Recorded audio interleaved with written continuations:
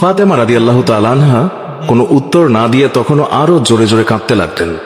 আলী রাদিয়াল্লাহু তাআলা আনহু কয়েকবার প্রশ্ন করার পর মা ফাতেমা কাঁদতে কাঁদতে বলল, আমি স্বপ্নের মধ্যে দেখেছি আমার আব্বাজান হযরত মুহাম্মদ সাল্লাল্লাহু আলাইহি ওয়াসাল্লাম আমার ঘরের মধ্যে ঢুকে কি যেন তালাশ করছেন।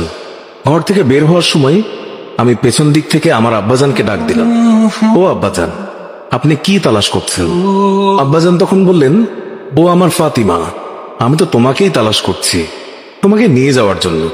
আরো বললেন, ও আমার ফাতেমা, আজকে তো তুমি রোজা রাখবে, সেহরি করবে আলীর দস্তরখানায় আর ইফতার করবে আমার দস্তরখানায়। তখন হযরত আলী রাদিয়াল্লাহু তাআলা আনহু এই স্বপ্ন শোনার পর দুইজনে বুঝতে আর বাকি থাকলো না যে ফাতেমা ইন্তেকাল করবেন। দুজনে আরো জোরে জোরে কাঁদতে লাগলেন। এই সময়ের মধ্যে হযরত হাসান এবং হুসাইন রাদিয়াল্লাহু তাআলা আনহু এসে তারা জিজ্ঞাসা করলেন, আব্বাজান, আম্মাজান, আপনারা কেন কান্না করছেন? ফাতেমা রাদিয়াল্লাহু তাআলা আনহুর একটি অভ্যাস ছিল, যখন হাসান হুসাইন তাকে কোনো কাজে বিরক্ত করতেন তখন দুইজনকে নানাজানের কবরের কাছে যেতে বলতেন। আজকেও ফাতেমা বললেন, তোমরা দুই ভাই নানার কবরের কাছে যাও। কবরের নিকট যাওয়ার সাথে সাথে কবর থেকে আওয়াজ আসলো, ও আমার আদরের নাতিরা, এই মুহূর্তে তোমরা আমার কাছে কেন এসেছো? আমার কাছে তো সব সময় আসতে পারবে। এখন যাও, গিয়ে মায়ের চেহারার দিকে তাকিয়ে থাকো। আজকের পর তোমাদের আম্মাজানকে আর দেখতে পাবে না। এই কথা শোনার পর দুই ভাই কাঁদছেন এবং দৌড়াতে দৌড়াতে আম্মাজানের কাছে চলে গেল। গিয়ে আম্মাজানকে জিজ্ঞাসা করলেন, তোমরা দুইজন কেন কাঁদছো? বুঝেছি, নানাজান আমাদেরকে বলে দিয়েছেন যে আজকের দিনটি তোমার জন্য শেষ দিন। নানাজান তোমার চেহারার দিকে তাকিয়ে থাকার জন্য আমাদেরকে বলেছেন। বিকেলের দিকে হযরত ফাতেমা রাদিয়াল্লাহু তাআলা আনহা তার শরীর খারাপ হল, তাকে বিছানায় শোয়ানো হলো। মা ফাতেমার মৃত্যুর পূর্বক্ষণে হযরত আলী রাদিয়াল্লাহু তাআলা আনহু তাকে তিনটি কথা বলেছেন।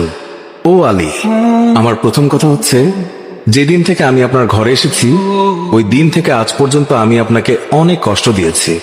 আপনি যদি আমাকে ক্ষমা না করেন তাহলে কি আমার কারণে আব্বাজান অনেক লজ্জিত হবেন। বলেন, আপনি আমাকে ক্ষমা করলেন কিনা?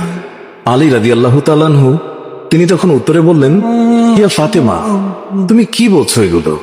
আমি তোমার যোগ্য ছিলাম না। তোমার আব্বাজান দয়া করে মেহেরবানি করে তোমার হাত আমাকে দিয়েছেন। বিয়ের দিন থেকে আজ পর্যন্ত আমি আলী তোমাকে ঠিকমতো দুবেলা খাবার খাওয়াতে পারিনি। ও ফাতিমা, তুমিই বলো, আমাকে ক্ষমা করেছো কিনা? তুমি যদি ক্ষমা না করো তাহলে আমাকেও কিয়ামতের দিন কঠিন শাস্তি ভোগ করতে হবে।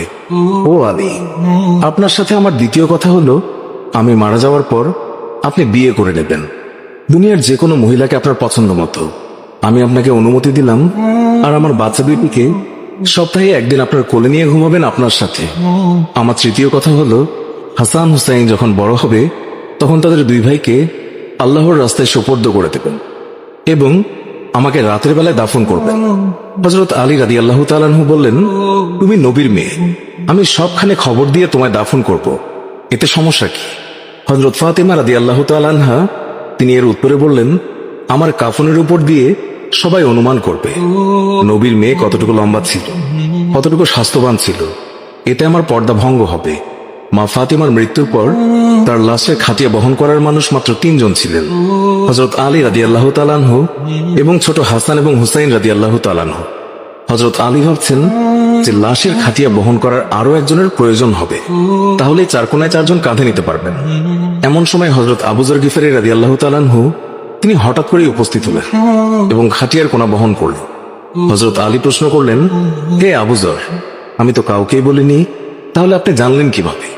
তখন হযরত আবু যর গিফারী রাদিয়াল্লাহু তাআলা আনহু বললেন, আমি আল্লাহর রাসূল সাল্লাল্লাহু আলাইহি ওয়াসাল্লামকে স্বপ্নে দেখেছি। তিনি বললেন, হে আবু যর, আমার ফাতেমার লাশ বহন করার জন্য লোকের অভাব, তুমি তাড়াতাড়ি চলে যাও। ও আলী, আমাকে তো হুজুর সাল্লাল্লাহু আলাইহি ওয়াসাল্লাম আসতে বলেছেন, তাই আমি এসেছি। তোমরা তো আমাকে বলনি। রাতে এসে রাসূলুল্লাহ সাল্লাল্লাহু আলাইহি ওয়াসাল্লাম তিনি স্বপ্নে বলে গিয়েছেন। হযরত ফাতেমা রাদিয়াল্লাহু তাআলা আনহুকে যখন কবরে নামাচ্ছেন তখন হযরত আবু যর গিফারী রাদিয়াল্লাহু তাআলা আনহু কবরের কাছে গিয়ে কবরকে উদ্দেশ্য করে বললেন, হে কবর, তুই কি জানিস আজকে তোর মধ্যে কাকে রাখছি? উনি হচ্ছেন জান্নাতের সকল মহিলাদের সর্দার। হযরত ফাতেমা রাদিয়াল্লাহু তাআলা আনহার কবর থেকে কোনো আওয়াজ আসলো না। তিনি আবারও বললেন, উনি হাসান এবং হুসাইনের আম্মাজান। এবারও আগের মতো কোনো আওয়াজ আসলো। তিনি আবার পুনরায় বললেন, উনি হচ্ছেন হযরত আলী রাদিয়াল্লাহু তাআলার স্ত্রী। তারপরও কবর থেকে কোনো আওয়াজ আসলো না।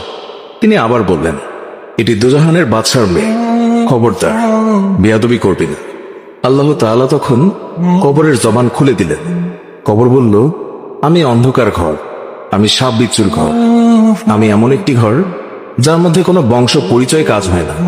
আমি দোজাহানের বাদশার মেয়েকে চিনি না, আমি হযরত আলীর স্ত্রীকে চিনি না, হাসান হুসাইনের আম্মাকেও চিনি না, আমি জান্নাতের মহিলাদের সর্দারনিকেও চিনি না। আমি শুধু চিনি ঈমান এবং আমল। আমার মধ্যে যদি কেউ ভালো আমল নিয়ে আসে, তাকে আমি কবরে জান্নাতের বিছানা বিছিয়ে দেব। আর যদি কেউ খারাপ আমল নিয়ে আসে, তাকে আমি কবরের দুই দিক থেকে এমন জোরে চাপ দেব যে হাড় মাংস মাটি সব একত্রে মিশিয়ে যাবে। আল্লাহু আকবার। মানুষ জন্মালে মৃত্যুবরণ করতেই হবে। মৃত্যু কখনো বলে কয়ে আসে, মৃত্যু কখনো ধনী গরিব দেখে হয় না। প্রত্যেক মানুষকে মৃত্যুর স্বাদ গ্রহণ করতেই হবে। সুপ্রিয় দর্শক, এই ছিল আমাদের আজকের ভিডিও।